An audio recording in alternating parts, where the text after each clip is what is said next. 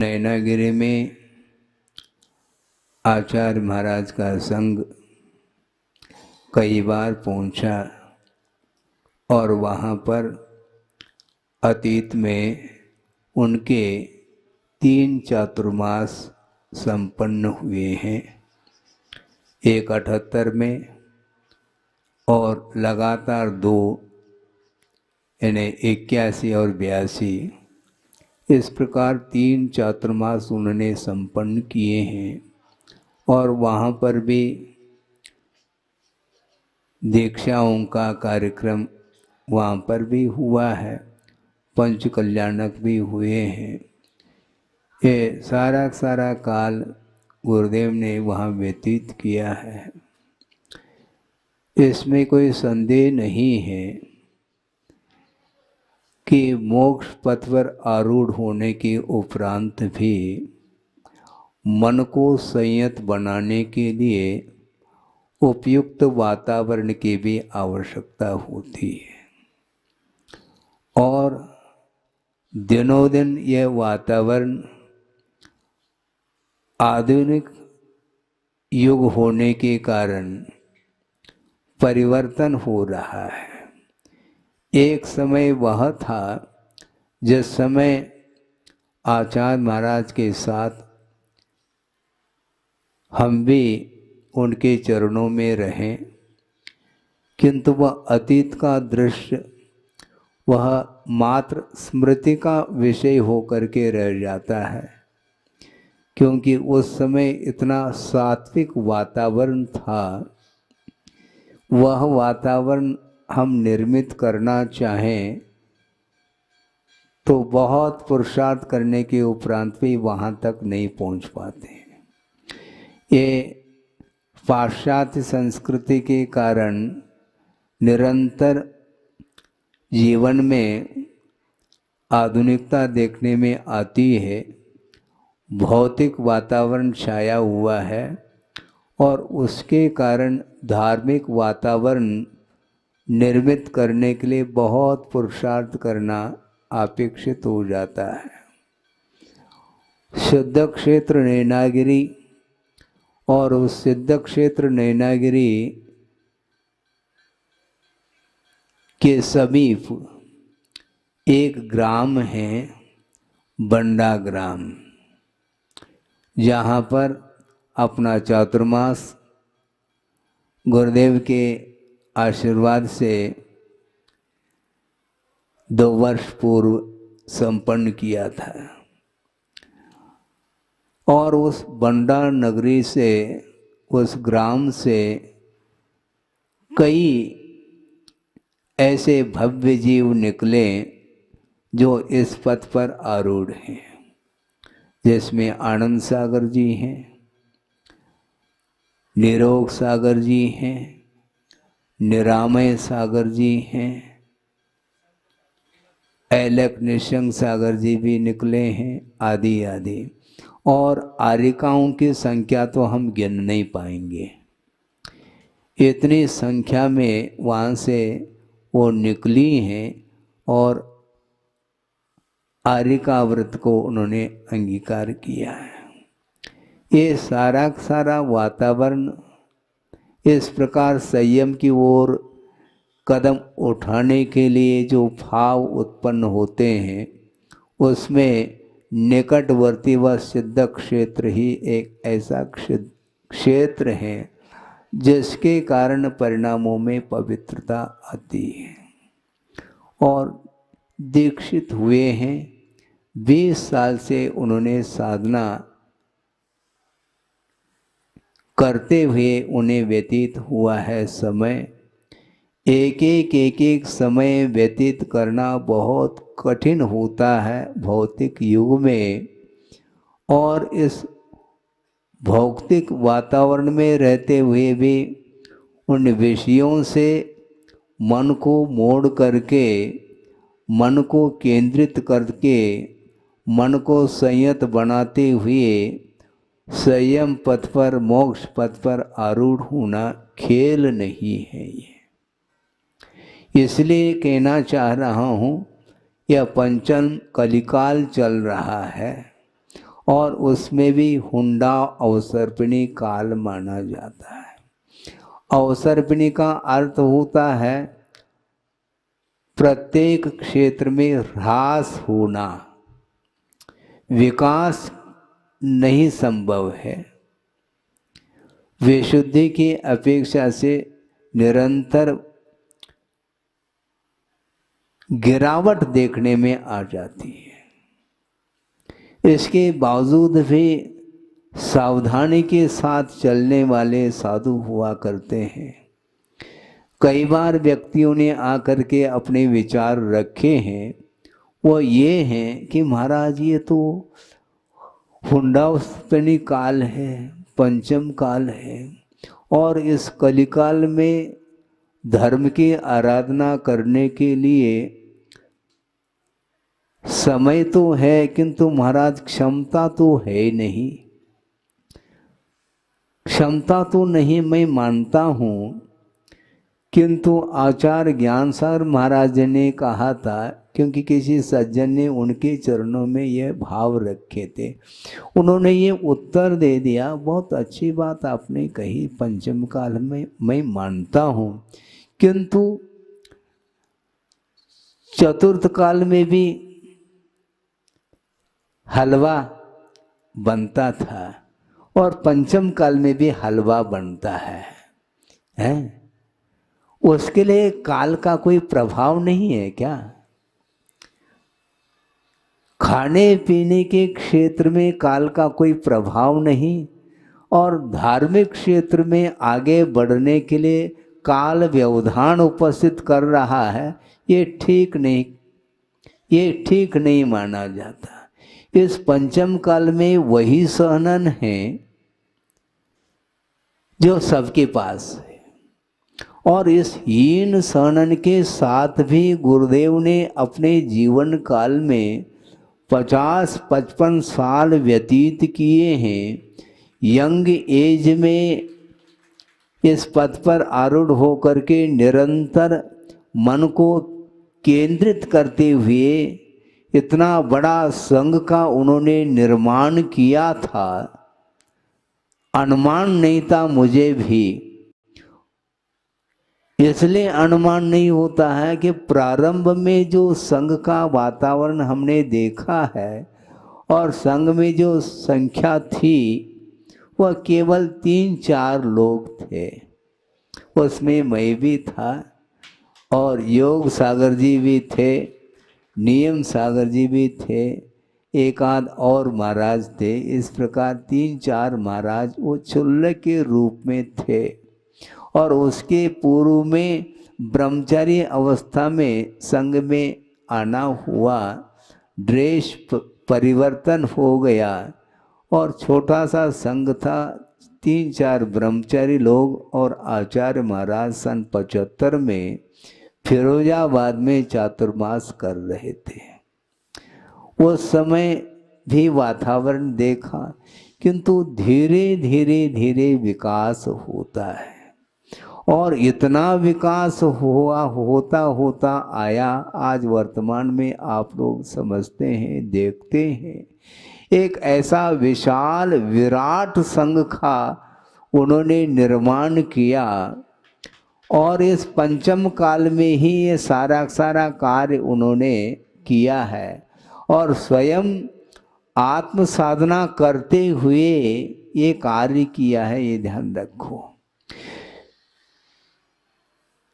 अकेला चलना तो फिर भी ठीक है, किंतु सबको लेकर के चलना बहुत कठिन होता है। अकेला एकाकी होकर के पथ पर चलना फिर भी आसान इस अपेक्षा से है क्योंकि समूह में चलाना, समूह को चलाना बहुत कठिन होता है। किंतु इसके उपरांत भी उन्होंने इतना उपकार किया है चतुर्वेद संघ के लिए और साथ साथ पूरे जैन समाज ही नहीं, जैनेतर समाज को भी उन्होंने इस दिगंबरत्व का क्या रूप होता है, क्या स्वरूप होता है, उसको स्पष्ट साधना करते हुए दिखाया है।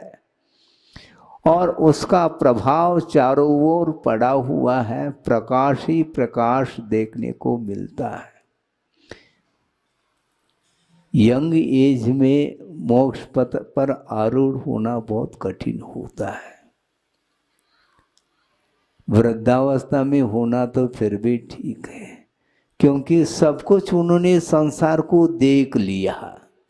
देखने के उपरांत दीर्घ काल तक विषयों का उपभोग करने के उपरांत मान लो विषयों के प्रति अरुचि हो सकती है, किंतु यंग एज में सारे सारे विषयों को छोड़ करके संसार से मुक्त होने के लिए वैराग्य प्राप्त करना बहुत कठिन हो जाता है। कुछ नहीं मिलता है तो बहुत जल्दी संतोष धारण करता है। वो संतोष नहीं कहलाए, फिर भी इसलिए कह रहा हूँ, अरे बार बार प्रयास करने के उपरांत भी कोई चीज़ नहीं मिलती है, अब ठीक हो, अब कर्म का उदय है, शांति रखो। किंतु मिलने के बावजूद भी उसको जीर्ण तृण के समान समझ करके उससे ऊपर उठने का जो भाव अंदर आता है, वो बहुत ही अतीत का तीव्र पुण्य का एक उदय समझता हूँ, सासे पुण्य का उदय। और उस सासे पुण्य के उदय में और विशेष रूप से उस पुण्य का सदुपयोग करने के लिए एक और विशिष्ट पुण्य का उदय होता है, जिसके कारण सारे सारे पंचेंद्र के विषय आसार नजर आते हैं।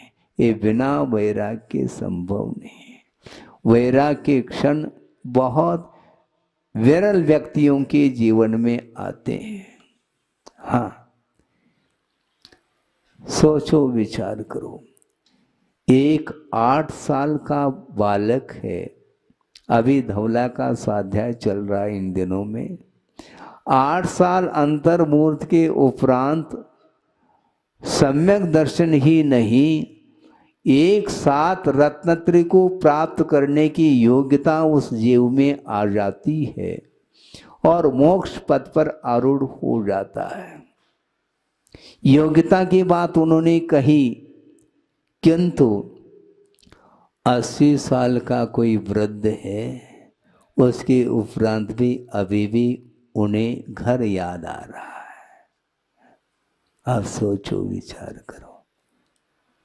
समो शरण में प्रभु विराजमान हैं और दिव्य ध्वनि खिर रही है और 12 सभाएं हैं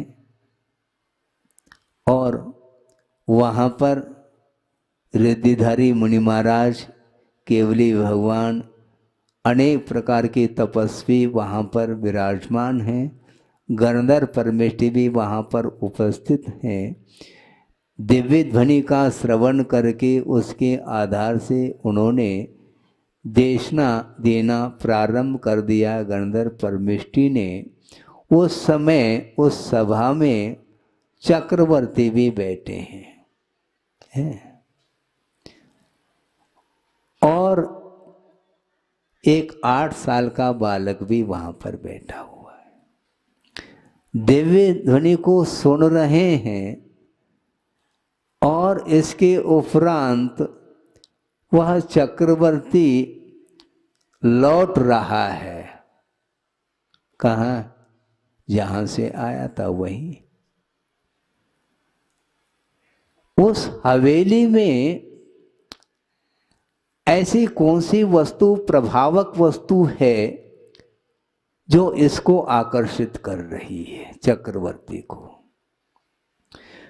प्रभु से बढ़कर के और कोई भी वस्तु, और कोई भी प्रभावक वस्तु हो सकती है क्या? नहीं हो सकती। 3 लोक के नाथ बन चुके हैं और उनके चरणों में पूरा संसार नतमस्तक है, इसके बावजूद भी वह चक्री घर की ओर लौट रहा है। इसको बोलते हैं विषयों का आकर्षण।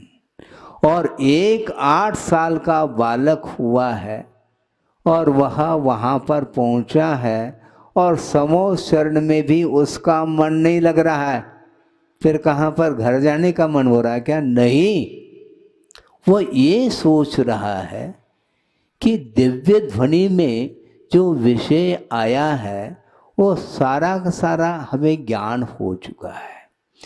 और कल भी दिव्य ध्वनि खिरी थी, आज भी खिर रही है, कल भी खिरेगी, बल्कि प्रतिदिन 4 बार दिव्य ध्वनि भिन्न भिन्न काल में खिरती है। और उपदेश हमें प्राप्त होता है, किंतु उपदेश को प्राप्त करके करना क्या है मुझे? उसको वैराग्य हो गया, और वैराग्य इतना वैराग्य हो गया कि उसको समो शरण में भी मन नहीं लग रहा है। तो कहाँ जाना चाहता है वो? चक्रवर्ती के समान घर की ओर लौटना चाहता है क्या? नहीं, फिर समो शरण में मन लगना चाहिए, किंतु वह ये सोच रहा है प्रयोजन भूत तत्व का ज्ञान मुझे दिव्य ध्वनि के माध्यम से प्राप्त हुआ है, अब मुझे ज्ञान की आवश्यकता नहीं, आचरण की आवश्यकता है। और साक्षात प्रभु के सामने दीक्षित होकर के, क्योंकि प्रभु किसी को दीक्षित नहीं करते, और उनके सामने उस जनलिंग को अंगीकार कर लिया उस बालक ने, और सीधा समोसन के बाहर और सुदूर जंगल में जा कर के एकांत में बैठ कर के उस दिगंबरत्व के माध्यम से, उस जनलिंग के माध्यम से उसने अंतरंग साधना प्रारंभ कर ली, और अंतर्मुहूर्त के उपरांत प्रभु बन गए। अंतर्मुहूर्त के उपरांत उन्हें केवल ज्ञान उत्पन्न हो गया, और चक्रवर्ती घर लौट रहा है। मामला क्या है? बहुत विचित्र परिणति है संसार की। षटखंड अधिपति और अनुगामी अवधिज्ञान यानी साथ लेकर के है, अवधिज्ञान को लेकर के आया है, क्षायिक सम्यक दृष्टि है, उसी भाव से उन्हें निर्वाण का लाभ होना है, किंतु अभी भी वह घर की ओर जा रहा है। कौन घर की ओर जाने के लिए प्रभु की आज्ञा है क्या? घर की ओर जाने के लिए, चक्रवर्ती को घर की ओर जाने के लिए प्रभु की कोई आज्ञा नहीं, कोई आदेश नहीं। बिना उनके आदेश से ही घर की ओर कदम बढ़ रहे हैं उनके, और बिना प्रभु के आदेश के उठ 8 साल के बालक के कदम जंगल की ओर बढ़ रहे हैं। इसमें किसका आदेश है मुझे बताओ? भगवान कभी आदेश देते नहीं, क्योंकि वह मौन है, और उस मौन वीतराग मुद्रा का इतना जबरदस्त प्रभाव है, किंतु सबके ऊपर प्रभाव नहीं पड़ता, ये ध्यान रखो। सबके ऊपर यदि प्रभाव पड़ जाए तो चक्रवर्ती घर की ओर क्यों जा रहा है, और वह बालक दीक्षित होने की ओर क्यों आगे जा रहा है, जंगल की ओर क्यों विहार कर रहा है? ये स्वयं का ही एकमात्र परिणाम है। हाँ, बुलाने के लिए कोई जाते नहीं। गुरुदेव हमें बुलाने के लिए घर तक नहीं आए थे, ध्यान रखो। हाँ, वो आते नहीं, क्योंकि उन्होंने आत्म कल्याण कर लिया है और जनलिंग को धारण कर लिया है। करना हो तो तुम्हारा विषय है, मेरा कुछ विषय है ही नहीं। हाँ, दुकान उन्होंने खोल दी, ग्रहण करना नहीं करना ये दुकानदार के ऊपर नहीं, वो ग्राहक के ऊपर है। और आपके लिए दुकान खोल दिया है प्रभु ने भी, स्वयं जिनलिंग को अंगीकार करके केवल ज्ञान प्राप्त करके असंख्यात जीवों का कल्याण करने के लिए वो समो शरण में विराजमान हैं। जो आना चाहे तो आ सकता, नहीं आना चाहे तो कोई भी रोक नहीं सकता उसे। और वो 8 साल का बालक, वह 8 साल अंतर्मुक्त के उपरांत दीक्षित हो करके वो एकांत में जा रहा है। उसको भीड़ पसंद नहीं, और आपको भीड़ पसंद है। बिना भीड़ के आपका मन लगता नहीं। हाँ, बिना भीड़ के आपका मन लगता नहीं। अकेले मुनि महाराज है, बैठे हैं, हाथ में माला ले रखी है, मान लो अरे गया था लेकिन हाथ में माला है। जब कभी भी जाता हूँ तो हाथ में माला रहती है, शिवाय नमोकार मंत्र के लिए। इसके सिवाय उनके पास कुछ है ही नहीं। मतलब आप समझना क्या चाहते हैं, पंच परमेष्टि की आराधना में वो लीन हैं मुनि महाराज, फिर भी उनके पास आपका मन नहीं लग रहा है। तो इसका अर्थ आपका मन लगता किसमें है? महाराज मेरी ओर देखें तो हमारा मन लगता है, महाराज हमसे बात करें, वार्ता करें तो हमें मन लगता है, महाराज मुस्कान दे तो हमारा मन लगता है। भगवान मुस्कान ले रहे हैं? बोलो, आप भगवान के समीप जाते हो, उनकी दृष्टि आपकी ओर जा रही है क्या? नहीं जा रही है। दृष्टि नासा पे धरे न आशा पे धरे। उनकी कोई आशा नहीं है, उनकी दृष्टि एकाग्र है, उनका उपयोग, इसलिए किसी की ओर उनकी दृष्टि नहीं जा रही है। समोषण खचाखच भरा है, इसलिए भगवान को भी आनंद आता होगा, क्योंकि समोषण खचाखच भरा हुआ है इसलिए।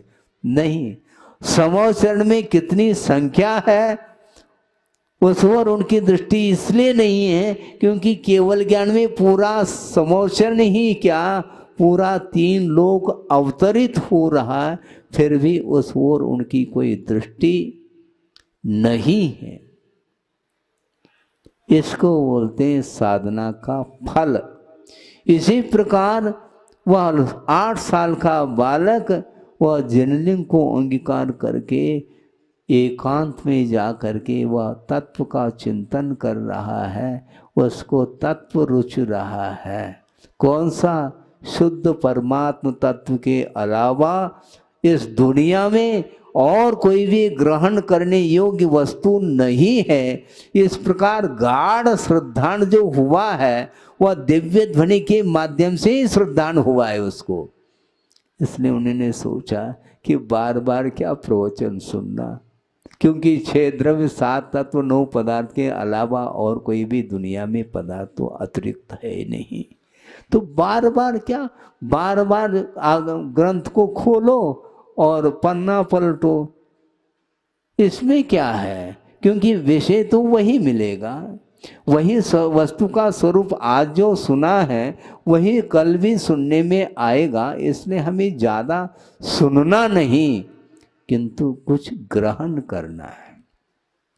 हाँ, केवल पाठ नहीं करना किंतु गुनना है, क्योंकि सुनते सुनते सुनते युग निकल गए। इसके उपरांत भी ग्रहण करने की ओर दृष्टि नहीं जा पा रही है और उसे केवल ज्ञान हो गया और आपके दृष्टि में वह नादान बालक माना जाता है। हाँ, उस 8 साल के बालक को आप गोद में भी ले सकते हैं और उसको लाड़ प्यार किया जाता है, किंतु वह लाड़ प्यार से प्रभावित नहीं होता। हाँ, समोषण में भी जिसका मन नहीं लग रहा है तो आपके गोद में खेलना पसंद करेगा क्या? वो नहीं खेल सकता, क्योंकि उसको वस्तु तत्व का बोध हो चुका है। और एक बार बोध होने के उपरांत अब शोध की बात आती है। शब्द सो बोध नहीं, कल भी ये विषय आया था मध्याह्न में। शब्द सो बोध नहीं और बोध सो शोध नहीं। ये कहा है कि हमें शोध करना है। शब्दों के माध्यम से वस्तु तत्व का बोध हो सकता है। बोध होने के उपरांत में जब तक संशोधन नहीं होगा तब तक वह अपने पदार्थ कौन सा है, पराया कौन सा है, इसका भेद विज्ञान उसे नहीं हो सकता। और उसे भेद की विज्ञान हो गया जब यह शरीर ही मेरा नहीं है। जहाँ देह अपनी नहीं तहान अपनों को, ये तो सभी बोलते हैं। आपको तो कंठस्थ होगा, हाँ कंठस्थ है, किंतु कंठस्थ होना अलग और हृदयंगम होना अलग है। बहुत कठिन होता है। बोलना तो सरल है किंतु बोलते हुए उसका अनुकरण करना अत्यंत कठिन होता है। जब शरीर ही मेरा नहीं है तो अन्य ये चेतना चेतन पदार्थ मेरे कैसे हो सकते हैं। इस प्रकार का भाव जब आता है फिर वह संपदा भी जीर्ण तृण के समान प्रतीति में आती है और आनी चाहिए, किंतु वैराग्य हो तब की बात है। तो 20 साल उन्हें पूर्ण हो गए हैं आनंद सागर जी के लिए और यंग एज में वो आए, गुरुदेव के चरणों में आए और उनको गुरुदेव ने लौटाया नहीं। एक आध बार लौटाया हो तो वो बात अलग है। परीक्षण के अपेक्षा से इस प्रकार किया जाता है कि वैराग्य दृढ़ है क्या नहीं है, इस अपेक्षा से भेज सकते हैं। किंतु इस प्रकार भेजना भी वैराग्य के दृढ़ता की परीक्षा होती है और वह बार बार लौट करके आए और फिर गए नहीं फिर वो। और 25 दीक्षाएं हुई तिलवारा घाट में, उसमें मैं भी उपस्थित था। 2004 की बात है और इसी तिथि के दिन दीक्षा हुई थी। सोचो विचार करो, दीक्षित होने के पहले भी और दीक्षित होने के बाद भी जो क्या अंतर देखने में आता है वो आपको देखने में नहीं आएगा, वो उन्हीं को देखने में आएगा। क्योंकि यह संवेदन करने की वस्तु है। वैराग्य के अभाव में भी वस्तु का परिणाम होता रहता है और वैराग्य के उपरांत भी वस्तु स्थिर नहीं रहती। वस्तु तो पर्याय की विवक्षा में नश्वर है। इस प्रकार जब तक भान नहीं होगा तब तक वैराग्य उत्पन्न नहीं हो सकता। हाँ, प्रत्येक वस्तु प्रति समय मिट रही है। पहले भी हमने कहा था, फिर से कह दें, कह दो महाराज आपने क्या कहा था, हम भूल गए हैं। प्रसंग के अनुरूप याद आना चाहिए। मान लो आपने दीप प्रज्वलन कर लिया, ठीक है, दीपक जल रहा है क्या नहीं जल रहा है, बोलो पक्का?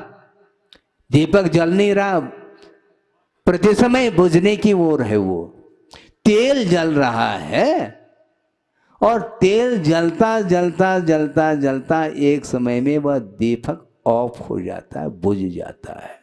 इसी प्रकार जन्म हुआ है किसी का, किंतु जन्म होने के उपरांत उसकी गाड़ी मरण की ओर उसका मुख है, मरण की ओर प्रति समय। इसी को बोलते हैं आचार्य आवीची मरण। आवीची मरण का अर्थ क्या? प्रति समय उसके आयु कर्म के निषेक पुंज निर्जरित हो रहे हैं, इसलिए प्रति समय उसका मरण हो रहा है। हाँ, वह स्थिर नहीं है, वो प्रति समय मरण की ओर। आवीची का अर्थ तरंग होता है। सरोवर में तरंग उत्पन्न होते हैं और प्रति समय उत्पन्न होकर के विलीन होते हैं, उसी प्रकार यह शरीर भी विलीन होने वाली वस्तु है। हाँ, ये शाश्वत नहीं है। हे गुरुवर शाश्वत सुख दर्शक, यह नगण्य शरीर तुम्हारा है, हाँ, हमारा। आप अपने को, आपको क्या समझना चाहिए? तुम्हारा है शाश्वत, तुम्हारा। वह चारित्र तो शाश्वत है, किंतु संसार नश्वर है। जब तक संसार नश्वर के रूप में दिखाई नहीं देगा, तब तक वह अपने मुख को मोड़ नहीं सकता। हाँ, ये सिद्धांत है। इस प्रकार वस्तु तत्व का बोध होने के उपरांत फिर कोई भी संसार में वस्तु रुचिकर नहीं लगती है। रुचिकर नहीं लगती, लगती है।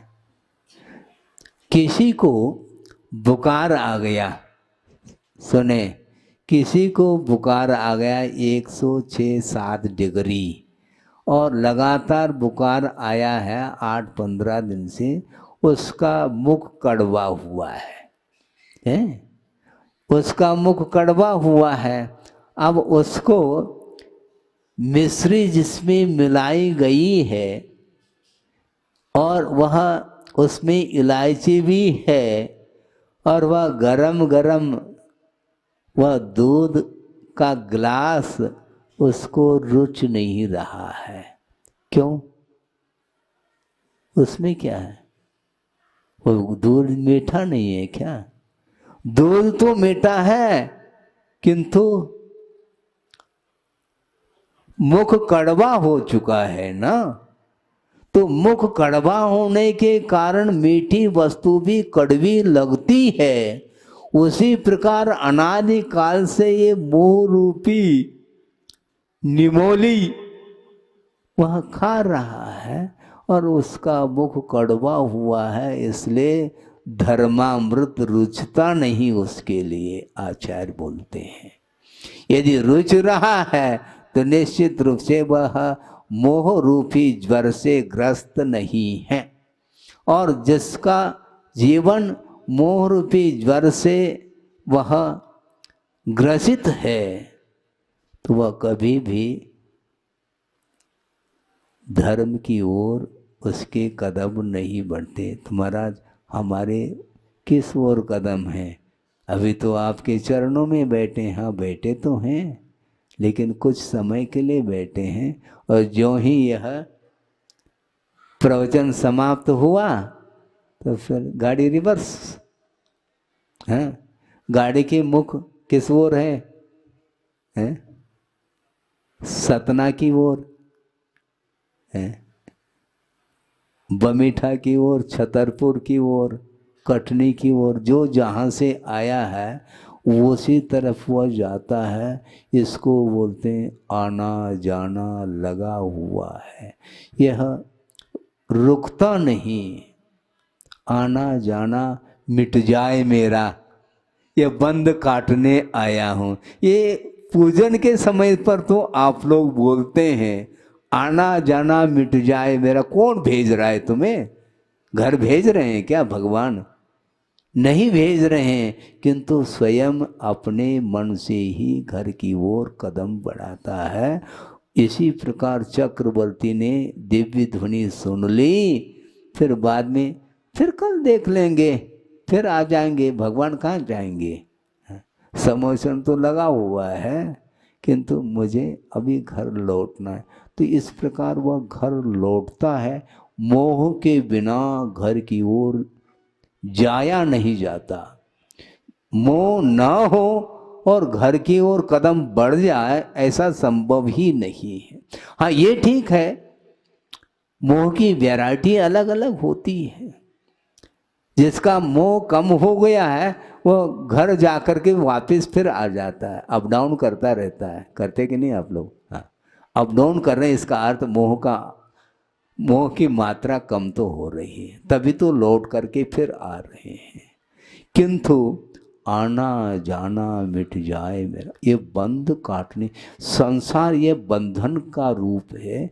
इस बंध को काटने के लिए प्रयत्न करता रहता है श्रमण निरंतर। वह उस निर्ग्रंथ अवस्था को धारण करने के उपरांत भी, उस जिनलिंग को अंगीकार करने के उपरांत भी वह प्रति समय अलर्ट रहता है, सावधान रहता है कि ऐसा न हो कि कहीं गाड़ी रिवर्स न हो जाए, और सावधान रहता है कि मुझे कुछ नहीं चाहिए, क्योंकि त्यक्त पदार्थ के प्रति भी मोह जागृत हो सकता है, पॉसिबिलिटी है।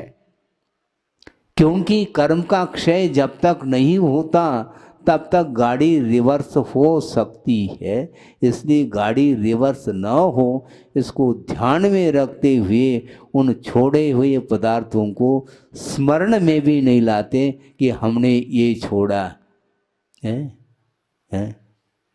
हमने राजपाट छोड़ दिया, तो राज तुम्हारा था क्या? वो मान्यता क्या है तुम्हारी? है वह धन संपदा तुम्हारी है क्या? तुम्हारी जब है ही नहीं, एक मान्यता थी ये संपदा मेरी है, किंतु वह मान्यता जब समाप्त हो जाती है तो वह संपदा किसकी है? किसी की भी नहीं, क्योंकि वह जड़ वस्तु है। जड़ वस्तु का चैतन्य वस्तु के साथ क्या लेन देन है, क्या संबंध क्या है? संभव नहीं। किंतु जब तक वैराग्य नहीं है तब तक वह जड़ वस्तु को वो अपने हाथ में रखता है। ट्रेजरी में संपदा है और ट्रेजरी को बंद किया है। और ट्रेजरी कहाँ पर रखते हैं आप लोग? दालान में। दालान में तो वो स्वयं सो रहा है, किंतु उस धन की रक्षा करने के लिए वो अंदर रखता है, बिल्कुल अंडरग्राउंड में, और वहाँ पर ताला लगा दिया। उसके बाद और बंद कर दिया एक और ताला, और बीच का दरवाज़ा एक और है उसको भी बंद कर दिया, फिर बाहर का भी दरवाज़ा बंद कर दिया। 3-4 दरवाजे के अंदर वह एयर कंडीशन में बंद है। कौन? वह संपदा। और वह स्वयं बाहर दालान में बैठा है। वह किसकी रक्षा कर रहा है? जड़ की रक्षा कर रहा है, जबकि चेतन की रक्षा करने की बात होनी चाहिए। सोचो, विचार करो। उसको जीव चेतन उपयोगवान हो करके भी उसका वह ज्ञान काम नहीं कर रहा है। ये मोह ही कराता है इस प्रकार। मोह यदि नहीं है तो कभी भी इस प्रकार उसकी दृष्टि में नहीं आ सकता पर पदार्थ, किंतु आता है। बार बार सुनिए, बार बार चिंतन करिए, बार बार मनन मंथन करने के उपरांत वह वैराग्य ताज़ा हो जाता है, पुनः वह डिलीट होने को हो जाता पुनः उसको, क्योंकि इसी प्रकार है। मोह एकदम छूटता नहीं, बार बार प्रयास करने की आवश्यकता पड़ती है। अहिंसा परमो धर्म की जय। बोधि समाधि परिणाम शुद्धि स्वात्मोपलब्धि शिव शोक सिद्धि। चिंतामणिम चिंतित वस्तुदाने त्वा वंद मानस्य ममास्तु। परम पूजाचार्य गुरुवर श्री विद्यासागर जी मुनि महाराज की।